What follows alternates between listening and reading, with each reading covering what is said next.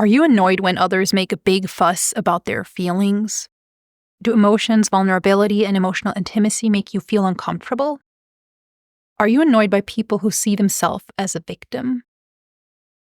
Do you find it hard to understand what's going on in your partner's inner world?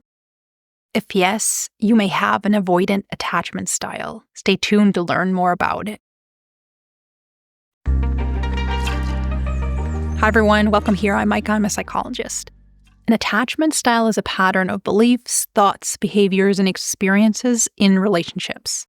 It describes the way you interact with the people in your life, especially with romantic partners and spouses.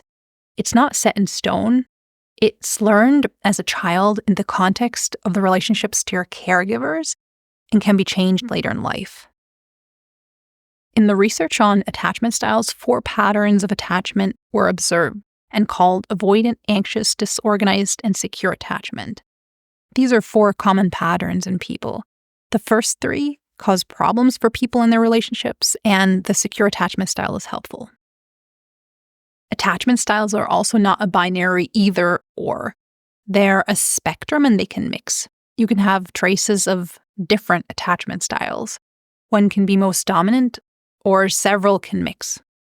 Next, I'll discuss signs of the avoidant attachment style so you can get a sense of how much this pattern dominates your thoughts, words, actions, and experience. Number 1, independence is one of your most important values. You're self-reliant. You can or could cope on your own. You don't need anyone to get by.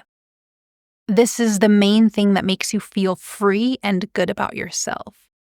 Even when there is no one there to support you, you know that you can take care of yourself. Of course, independence is a great value. The problems you have come from an overemphasis of independence and neglecting the importance of allowing others to help you. Number 2, you're afraid of losing yourself in relationships. You're quick to feel suffocated, smothered, and engulfed in relationships. When others come too close, you feel like your independence and space is encroached upon. You're hypersensitive to meddling, and you don't like displays of affection, especially not public ones. You feel safest when there is a distance between you and other people. That's when you feel most in control and free to be yourself. You associate emotional intimacy with weakness, dependency, or expectations you won't be able to live up to. You hesitate spending time with people, fearing that they will then start making unreasonable demands on your time in the future. Number 3, you're really annoyed by people who are too emotional or needy. When someone expresses their needs, emotions, and vulnerability, or reflects on how they've been victimized by others, you get really annoyed. You secretly think that they should get their act together and stop whining. To you, they lack awareness of how demanding they're being, and you experience them as self-indulgent, unpractical, and out of touch with life. Number 4, you pride yourself in being strong, rational, successful, and/or stoic. This often also includes you noticing that you say everything is fine when it actually isn't. Again, there is nothing wrong with these traits: success, stoicism, strength, rationality. Your problems come from overemphasizing these traits. You're strong at the expense of your health. You're rational at the expense of a rich inner emotionality. Number 5, when someone has a problem, you want to fix it as quickly as possible. You're quick to jump into problem-solving mode and start a rational analysis of the situation. You want to help the other person end their emotional pain by finding a solution on the physical, practical level. This can become problematic because people need more than practical support. Very often, in fact, they need emotional support, either exclusively or as well. Number 6, your favorite way of solving relationship problems is by letting them blow over. When someone approaches you with a relationship problem, you retreat.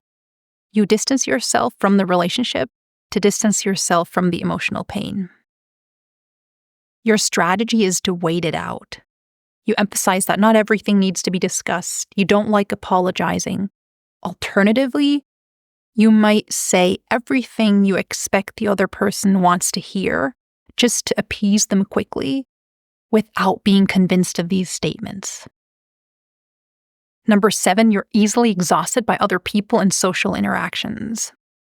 Of course, this can also be due to introversion, being highly sensitive, autism, chronic illness, or any other reason or several reasons combined.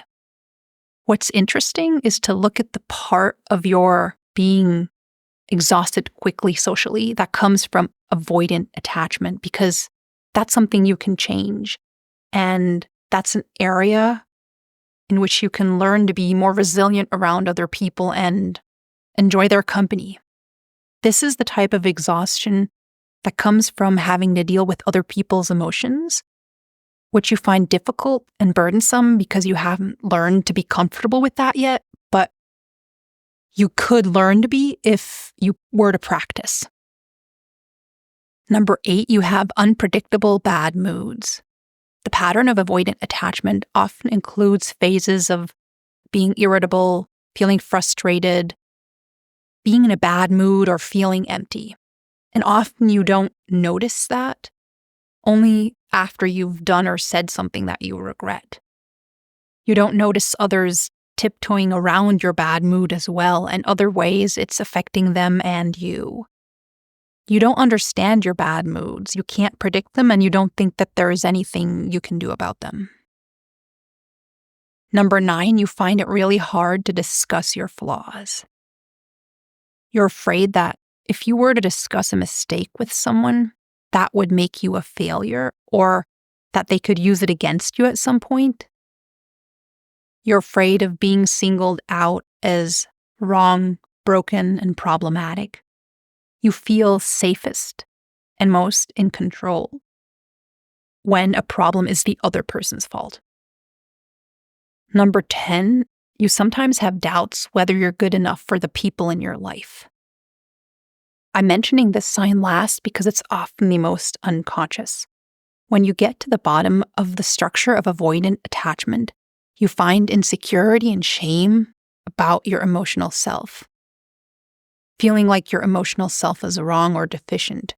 Feeling wrong for having emotional and attachment needs. Feeling threatened by your own emotions. Feeling incapable of caring for someone else on an emotional level. If you've recognized yourself in many of these signs of avoidant attachment, check out my video on what helps heal an avoidant attachment style. Till next time, take care. And remember, an attachment style is learned behavior. It can be changed. It's not part of your personality.